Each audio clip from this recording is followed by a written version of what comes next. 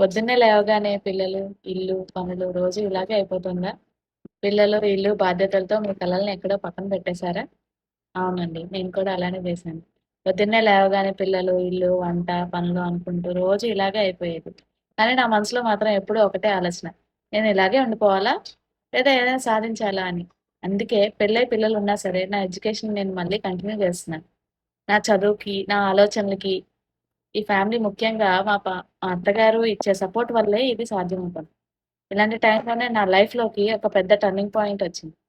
నేను డిజిటల్ మహిళ వెబినార్‌కి అటెండ్ అయ్యాను. అది నాలో ఉన్న భయాన్ని పూర్తిగా తగ్గిస్తూ, నా మీద నాకు నమ్మకాన్ని, కాన్ఫిడెన్స్‌ని పెంచింది. ఆ రోజే నేను డిసైడ్ నా కథకి నేనే లీడ్ క్యారెక్టర్ అయ్యాను.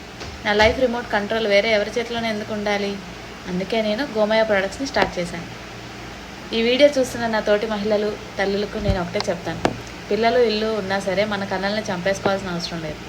ఫ్యామిలీ సపోర్ట్ ఉన్నప్పుడు, మంచి అవకాశాలు వచ్చినప్పుడు ముందడుగు వేయండి. మీ లైఫ్, మీ రిమోట్ మీ చేతిలోకి తీసుకోండి.